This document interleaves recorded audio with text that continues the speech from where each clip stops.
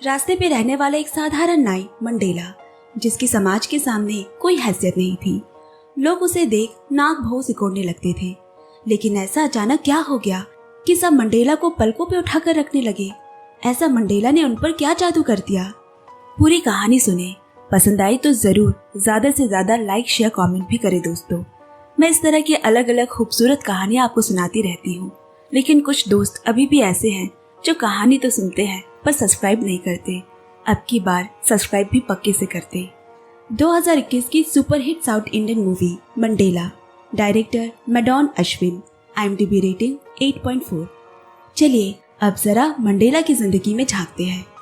कहानी शुरू हुई रात के छूटने के बाद, जब गांव के लोग तड़के सुबह लोटा पानी लेकर जंगल में जा बैठे। ये तो इस गांव की रोज की कहानी है, लेकिन आज एक अजीब बात हो गई। कुछ लोग उस जगह पर गाड़ी लेकर आए और उन लोगों को ट्रक में बिठाकर कहीं ले जाने लगे। दरअसल बात यह है कि आज इस गांव में एक सार्वजनिक शौचालय का उद्घाटन है, जो कि इस गांव के ग्राम प्रधान मुरुगन करने वाले हैं। इसी वजह से लोगों को जंगल से पकड़ पकड़ कर लाया गया है। अब वहाँ 2 कतार में लोग खड़े हैं। दरअसल ये मोहल्ला 2 भागों में बटा हुआ है, उत्तर और दक्षिण, और इन दोनों इलाके के लोगों की आपस में कभी नहीं बनती।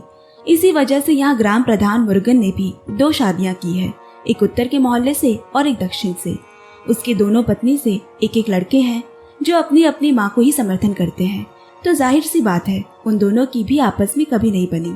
काफी इंतजार करने के बाद देखा कि प्रधान की गाड़ी वहाँ आई, और इससे पहले कि उसका उद्घाटन हो पाता, अंदर से एक कुत्ता बाहर आया जो पहले ही ये शौचालय गंदा कर चुका है। अब इस हालत में प्रधान से उद्घाटन कैसे करवाया जा सकता है, और ना ही किसी तरह से मोहल्ले वाले भी उसे साफ करने की जिम्मेदारी लेना चाहते हैं। और तो और प्रधान के दोनों बेटे भी चुपचाप खड़े हैं। इस्तेमाल तो सबको करना है, लेकिन साफ कोई नहीं करेगा। फिर दोनों तरफ के मोहल्ले वालों ने तय किया, दोनों मोहल्ले के इकलौते नाई इस्माइल को बुलाया जाए। इस्माइल की इस गांव में कोई इज्जत नहीं थी। लोग उसे नीचे तबके के काम करवाते, और तो और उसे कभी कोई घर के सामने का दरवाजा इस्तेमाल करने नहीं देता।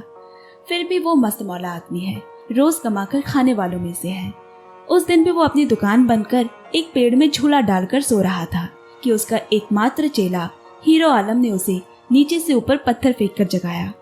इस्माइल जल्दी से अपना कंघी, कैंची, उस तरह को डब्बे में भर गाड़ी में जाकर बैठ गया, मगर गाड़ी के ड्राइवर ने उसे एक थप्पड़ मारकर कहा, इस गाड़ी में बैठना तेरी औकात से बाहर है, समझा?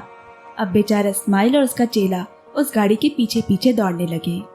इस्माइल को लगा था कि शायद प्रधान के बाल दाढ़ी बनाने के लिए बुलाया होगा, पर वहां जाकर मालूम हुआ कि उसे टॉयलेट साफ करने के लिए बुलाया गया है। खैर, बिना संकोच के उसने झटपट साफ सफाई कर दी। अब उद्घाटन शुरू हुआ, फीता काटा गया, लोग तालियां बजा रहे हैं। लेकिन अब बात फिर इस पर आकर रुक गई कि पहले अंदर कौन जाएगा, उत्तरी मोहल्ले वाले या दक्षिणी वाले। पूरे माहौल में गहमा गहमी हो गई। उनकी इस हरकत को देखते हुए प्रधान मुरुगन ने कहा, किसी को जाने की जरूरत नहीं, मैं खुद पहले चला जाता हूँ। प्रधान के अंदर जाते ही बाहर खड़े लोग अब ये तर्क करने लगे कि अगली बारी किसकी होगी। बात गाली गलौज और हाथापाई तक उतर आई। सभी एक दूसरे से लड़ने झगड़ने लगे। इस्माइल और हीरो आलम दूर चुपचाप बैठे ये नजारा देख रहे हैं, क्योंकि उनका तो इन सब से कोई वास्ता ही नहीं है। नीच जाति की होने की वजह से उन्हें कोई अपने पक्ष में ही नहीं गिनता। जब प्रधान के गए बहुत देर हो गए तो लोगों ने दरवाजा खोला और देखा कि प्रधान तो अंदर बेहोश पड़े हैं, उन्हें दिल का दौरा पड़ा है। तुरंत उन्हें हॉस्पिटल ले जाने के बाद अब दोनों तरफ के मोहल्ले वालों ने मिलकर बात की जड़ उस टॉयलेट को ही तोड़ दिया। ना रहेगा बांस, ना बजेगी बांसुरी।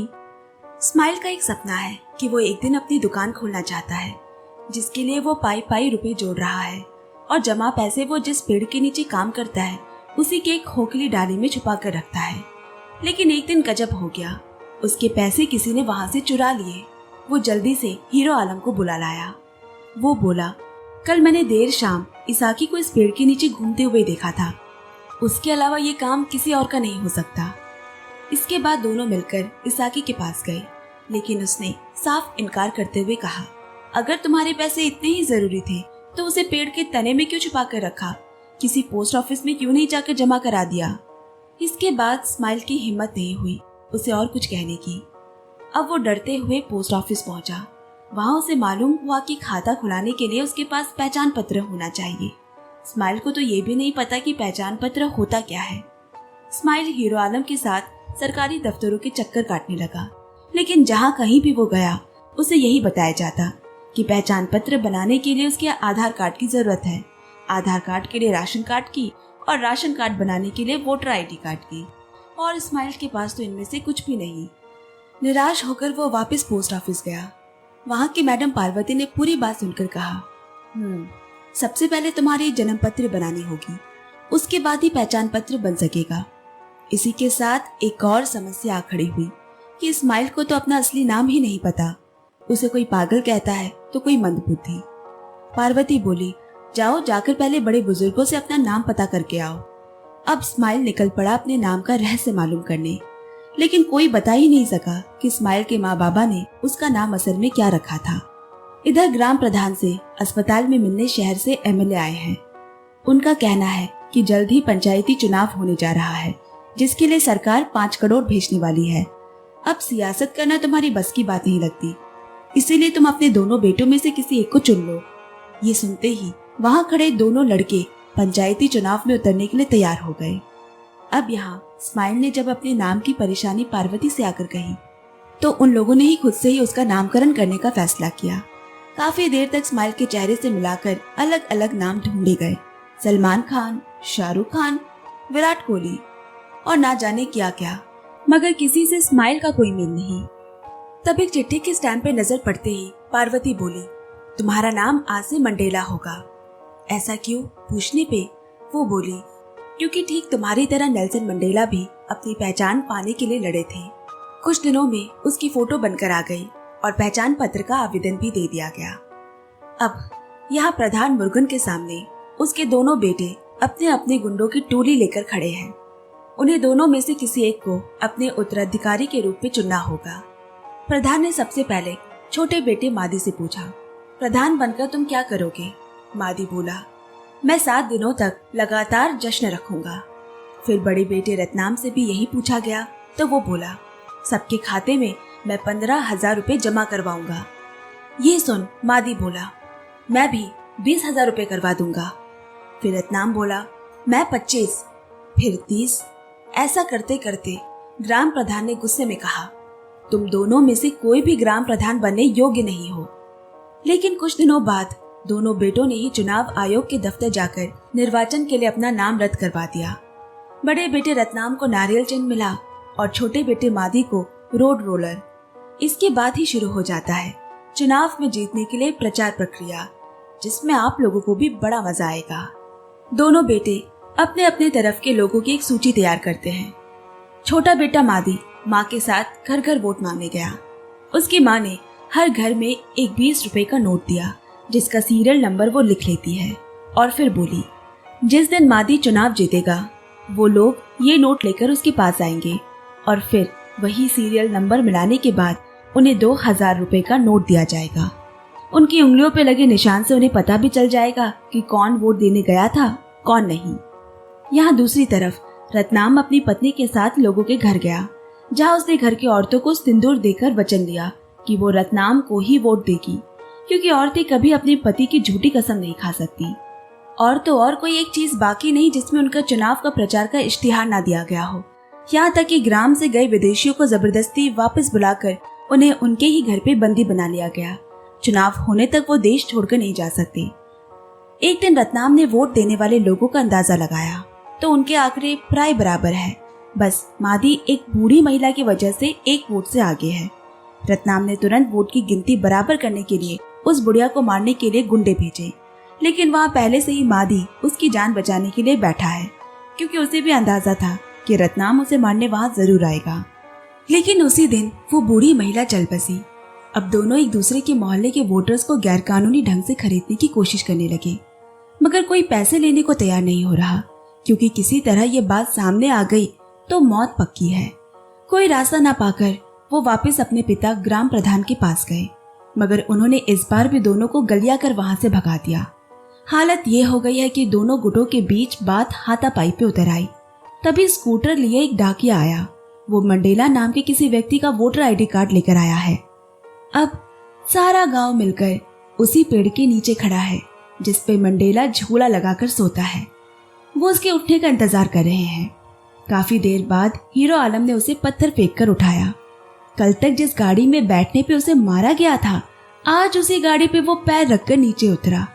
वहां खड़े लोगों की भीड़ और उनके हाथों में डंडा कटरा देख मंडेला का डर के मारे गला सूख गया। उनके हाथ में वोटर कार्ड देखकर वो बोला, मैंने सिर्फ पोस्ट ऑफिस में अकाउंट खोलने के लिए वोटर कार्ड बनाया है, लेकिन अब मुझे इसकी कोई जरूरत नहीं। आप बोलो तो मैं इसे फाड़ देता हूँ। ये कहकर जैसे ही उसने वोटर कार्ड को हाथ लगाया, सब एक साथ उसे रोकने के लिए कूद पड़े। बड़ी मुश्किल से उसे ऐसा करने से रोका। अब मादी और रत्नाम बोले, हमें तुम्हारा वोट चाहिए। भोला मंडेला बोला, कोई बात नहीं, मैं दोनों को ही वोट दे देता हूँ।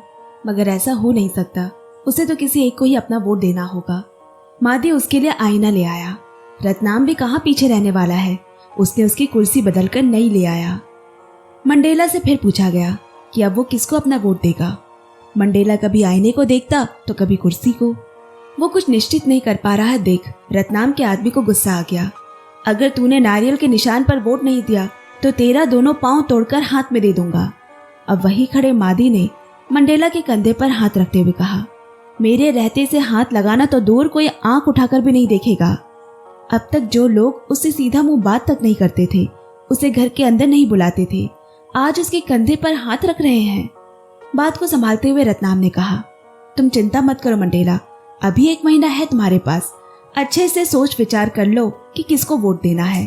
फिर क्या था, उसके बाद तो जैसे मंडेला के दिन फिर गए। उसे किसी भी चीज की कोई कमी नहीं रही। हर चीज कहने से पहले ही हाजिर हो जाती। हर रोज दोनों पक्ष से बदल बदल कर खाना, अच्छे कपड़े, चश्मे, गाड़ी पाकर मंडेला 7वें आसमान पर है। और जैसे ही पूछा जाता कि वो किसको वोट देगा, मंडेला बस यही कहता कि वो अभी सोच रहा है। एक रात पार्वती ने आकर उसे समझाया कि वोट बेचना जुर्म है, तुम अभी के अभी ये सारी चीजें उन्हें वापस कर दो। लेकिन मंडेला को उसकी बातों का कोई फर्क नहीं पड़ा। अब तो वो रोज की तरह सुबह उठकर काम पे भी नहीं जाता और उसके काम के दाम तो आसमान छूने लगे हैं। इसीलिए लोगों ने अब उससे दाढ़ी मूछ बनवाना भी बंद कर दिया। मंडेला के पास उसके सपनों का दुकान तो है, मगर कोई ग्राहक नहीं बचा। यहाँ तक कि मुफ्त में भी कोई उससे काम नहीं लेना चाहता। एक रात इसाकी शराब पीकर उसकी दुकान पे आया और उसे भला बुरा कहने लगा, क्या सिर्फ तेरे ही वोट की कीमत है, हमारी वोट की कोई कीमत नहीं। तभी पार्वती को वहां से गुजरता देख मंडेला कितनी कोशिश करता है उससे बात करने की, लेकिन वो उसकी किसी भी बातों पर ध्यान नहीं देती। बहुत कोशिश करने पे वो बोली, तुम्हें वोट बेचकर पैसा खाना तो आता है, लेकिन क्या तुम्हें वोट देना भी आता है? इस बात का कोई जवाब मंडेला के पास नहीं। उसने अगले ही दिन मादी के पास जाकर वोट देने का तरीका पूछा। मौका देखकर मादी उसे अपनी पार्टी का चिन्ह रोड रोलर पर निशान देने को कहता है। तभी ये खबर उड़ते हुए रत्नाम तक जा पहुंची और वो भी वहां आ गया। अब मंडेला को लेकर उन दोनों में खींचातानी शुरू हो गई। बेचारा मंडेला की जान मानो अब गई की तब। इस बात का समाधान निकालने अब वो दोनों उसे लेकर एमएलए के पास गए। उसने पूरी बात सुनकर कहा, अब एक ही हल है, मंडेला के वोट की नीलामी की जाएगी। जो ज्यादा पैसा देकर खरीद सकेगा वही अगला ग्राम प्रधान बनेगा। अब दोनों उम्मीदवार अपनी अपनी जमीन जायदाद के कागजात निकालकर गिनने लगे।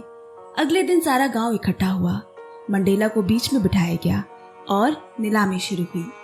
उसी भीड़ में दोनों तरफ के गुंडे छुपे हुए हैं, जो बस इस बात का इंतजार कर रहे हैं कि कहीं दूसरे गुट ने नीलामी जीत ली तो वो मंडेला का हाथ ही काट देंगे। और इस बात की भनक हीरो आलम को लग गई। उसने चुपके से जाकर मंडेला को पूरी बात कान में बता दी। डर के मारे उसका गला सूखने लगा। उसने हीरो आलम से विनती की, जैसे भी करके मुझे यहाँ से बचा लो। हीरो आलम वहां से भागते हुए ग्राम प्रधान के पास मदद मांगने गया और ये सुनते ही दोबारा दिल का दौरा पड़ गया। यहाँ नीलामी जोर शोर से चल रही है। आखिरी बोली मादी ने लगाई, 1,25,00,000 की, और इतने पैसे रत्नाम के पास नहीं है। उसने अपने गुंडों को मंडेला को मारने का इशारा किया। इससे पहले कि बात और बिगड़ती, हीरो आलम वहां पे आ पहुंचा और बताया कि प्रधान को फिर से दिल का दौरा पड़ गया है। सारे लोग प्रधान के घर की तरफ भागे। मौका पाकर मंडेला और हीरो आलम जान बचाकर गांव से बाहर की तरफ दौड़ पड़े। यहाँ प्रधान के घर पहुंचकर उसके दोनों बेटे को पता चला कि उनके बाबा तो बिल्कुल ठीक है और टीवी पे नागिन सीरियल देख रहे हैं। गुस्से में दोनों बेटे वापस मंडेला और हीरो आलम को पकड़ने भागे। वो बेचारे ज्यादा दूर तक भाग भी न सके कि उन्हें पकड़ लिया गया और बेदर्दी से खूब मारा। डर कर गाँव वालों ने भी कुछ नहीं कहा। शाम को जब हीरो आलम को होश आया, वो मंडेला को उठाकर उसी पेड़ के नीचे तक ले आया, मगर गुंडों ने उनके दुकान को भी नहीं छोड़ा। वहीं बैठे बैठे वो रात गुजारने लगे। अचानक मंडेला ने देखा कि हीरो आलम जवाब नहीं दे रहा, वो बेहोश हो गया है। मंडेला घर घर जाकर मदद मांगने लगा, पर कोई सामने नहीं आया। मजबूर होकर वो रतनाम के पास गया। उसने भी कह दिया कि वोट नहीं दोगे तो मैं हीरो आलम को अस्पताल लेके नहीं जाऊंगा। मंडेला उस पर भी राजी हो गया। तभी पीछे से मादी भी आ पहुंचा और बोला, अगर उसने मादी को वोट नहीं दिया तो वो हीरो आलम को जिंदा रहने नहीं देगा। रतनाम और मादी के बीच फंसा मंडेला वापस हीरो आलम के पास पहुंचा और उसे गले लगाकर खूब रोने लगा, क्योंकि उसके अलावा तो इस दुनिया में उसका और कोई भी नहीं। उसे इस तरह रोता देख एक गांव वाले का दिल पसीज गया और उसने पोस्ट ऑफिस की मैडम पार्वती को फोन करके बुलाया। पार्वती जल्दी आकर पोस्ट ऑफिस की गाड़ी में ही हीरो आलम को ले गई। मंडेला भी साथ जाना चाहता था, मगर रतनाम और मादी के लोगों ने उसे गांव से बाहर जाने नहीं दिया। अगले ही सुबह मंडेला पोस्ट ऑफिस जाकर पार्वती से हीरो आलम के बारे में पूछता है। पहले तो पार्वती ने उसकी बातों को अनसुना कर दिया, फिर बहुत पूछने पर वो बोली, आज हीरो आलम की हालत के जिम्मेदार सिर्फ तुम हो मंडेला। मैंने तुम्हें पहले ही मना किया था अपने वोट मत बेचो, लेकिन तुमने मेरी एक नहीं सुनी और आज तुम्हारे किए की सजा हीरो आलम भुगत रहा है। मंडेला को बहुत बुरा लगा।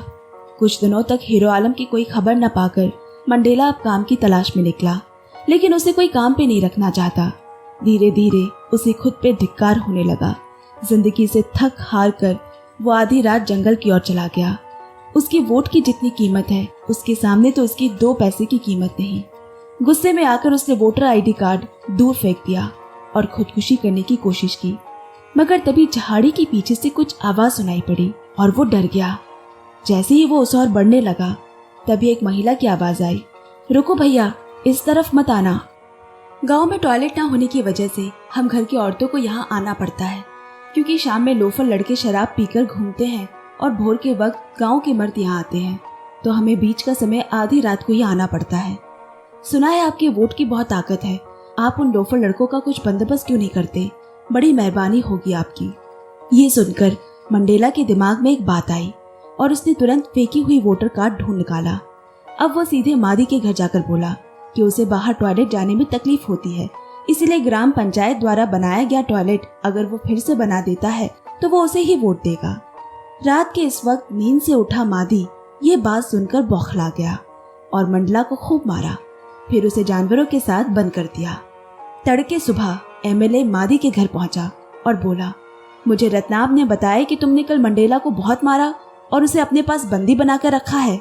मालूम है, जो ग्राम सुधार के लिए कंपनी 30 करोड़ रुपए भेज रही है, अगर मंडेला को कुछ हो गया तो ये चुनाव रद्द हो सकती है, तब हमें फूटी कौड़ी नहीं मिलेगी। सदमे में मादी मंडेला की तरफ भागा। सारी बात सुन चुका मंडेला के हाव भाव में बदलाव आ गया। उसे भी मालूम है कि चुनाव होने तक कोई उसे हाथ नहीं लगा सकता। उसने मादी से कहा कि अगर उसे उसका वोट चाहिए तो पब्लिक टॉयलेट फिर से बनवा दे, ताकि गांव के लोगों को आधी रात जंगल में न जाना पड़े। गांव की महिलाओं के चेहरे पे एक मुस्कान है। उसी रात मंडेला की दुकान की छप्पर में आग लग गई। घबरा कर जब वो बाहर निकला, तब रतनाम ने आकर उससे कहा, अगर ये आग तेरे छप्पर पर लग सकती है तो कल को तेरे बदन में भी लग सकती है, अगर तूने मेरे अलावा किसी और को वोट दिया तो। मंडेला ने जवाब में कहा, मैं तो वैसे भी तुम्हें वोट नहीं दे सकता, क्योंकि मेरा वोटर कार्ड तो दुकान के अंदर ही रह गया है। ये सुनते ही रतनाम के लोगों ने जल्दी जल्दी आग बुझाना शुरू कर दिया। बाद में पता चला कि वोटर कार्ड तो मंडेला की कमीज के जेब में ही है। तब से ऐसा मजाक देख रतनाम के गुंडों को गुस्सा आ गया और वो उसे मारने की धमकी देते हैं, मगर इस बार मंडेला नहीं डरा, क्योंकि वो अब इस पूरे खेल को समझ चुका है। फिर वो बोला, मुझे गांव में तैरने के लिए एक स्विमिंग पूल की जरूरत है। अब पूल बनाना तो मुमकिन नहीं, इसीलिए रतनाम ने गांव के पानी की टंकी ठीक करवा दी, जिससे कि अब गांव के लोगों को पानी खरीदकर पीने की जरूरत नहीं और पानी बेचने वालों का बिजनेस ठप पड़ गया। टॉयलेट और पानी की समस्या खत्म होने के बाद अब मंडेला ने मादी से गांव के स्कूल की मरम्मत करने को कहा, जिससे बच्चे अब स्कूल भी जाने लगे, और रतनाम से गांव के रास्तों की मरम्मत करवाई। उस पे मादी से स्ट्रीट लाइट भी लगवा दी। गांव की उन्नति देख ग्राम प्रधान भी बड़ा खुश हुआ। अब लोगों को भी इन सब के पीछे मंडेला की भूमिका समझ आने लगी। वो उसे खाने को कुछ न कुछ दे आते, पर मंडेला के सर पे इस वक्त सिर्फ काम का भूत चढ़ा है। और ऐसे करते करते चुनाव का दिन आ गया। रत्नाम और मादी दोनों की गाड़ी मंडेला को ले जाने आई है, मगर मंडेला ने अकेले जाने का फैसला किया। जब मंडेला वोट देकर बाहर निकला, मादी और रत्नाम ने उसे घेर लिया। किसे वोट दिया है तूने? जिसपे मंडेला बोला, ये वोट उसका है और वो जिसे चाहे वोट दे सकता है। अब वोट की सुनवाई तक कोई भी मंडेला को हाथ नहीं लगाएगा। यहाँ लोगों ने भी मादी को वोट देने के लिए जो घूस के पैसे लिए थे वो लौटा दिए। अब इधर पार्वती को मालूम चला कि वोट्स की सुनवाई के बाद मंडेला को मार दिया जाएगा। ये सुनकर वो पुलिस के पास मदद के लिए गई, पर वहां से उसे खाली हाथ लौटा दिया गया। अब वो मंडेला को हीरो आलम से वीडियो कॉल में बात करवाती है और उसे पता चला कि मंडेला ने पिछले 4 दिनों से कुछ नहीं खाया है। जब वो उसे अपने टिफिन का डब्बा देने गई, मंडेला बोला, मैं मुफ्त में कुछ भी नहीं लेगा। तब पार्वती उससे अपने बाल रंगवाने लगी। आज वोट की सुनवाई का दिन है। सुबह से गांव में तनाव का माहौल है। लोगों ने अपने अपने खिड़की दरवाजे बंद कर लिए हैं और गुंडे मंडेला को मारने के लिए घूम रहे हैं। तभी मादी को मालूम हुआ कि रत्नाम 7 वोट से आगे है। ये सुनते ही मादी का सब्र जवाब दे गया। पूरे वोट्स के नतीजे का इंतजार किए बिना ही वो अपने आदमियों से मंडेला को मार देने के लिए कहता है। मंडेला भी पार्वती को वहां से जाने के लिए कह रहा है, क्योंकि उसकी जान को भी खतरा हो सकता है। तब पार्वती ग्राम प्रधान के साथ मंडेला के पास खड़ी हो जाती है। यहाँ मादी के गुंडे प्रधान को देखकर वहीं रुक गए, पर मादी बोला, सामने जो भी आएगा उसे मार दो। गुंडे जैसे ही आगे बढ़ने लगे, गांव का एक आदमी लोहे का डंडा लेकर सामने खड़ा हो गया और इस तरह एक एक करके गांव के सभी लोग मंडेला के पास आकर खड़े हो गए। ये देख वो गुंडे भी वहां से जान बचाकर भाग खड़े हुए। अब रत्नाम और मादी दोनों मंडेला के सामने खड़े हैं। तभी वोट का नतीजा भी आ गया कि उन दोनों में से सिर्फ एक वोट से कोई जीत गया है। और ठीक तभी ये मूवी यही समाप्त हो जाती है। तो दोस्तों, आप भी अंदाजा लगाइए और हम भी अंदाजा लगाते हैं कि किसने असली चुनाव जीता है। अब विदाई लेती हूँ। नई कहानी सुनाने फिर आऊंगी। तब तक इस वीडियो को ढेर सारा प्यार देते रहिएगा। Bye bye, love you and take care.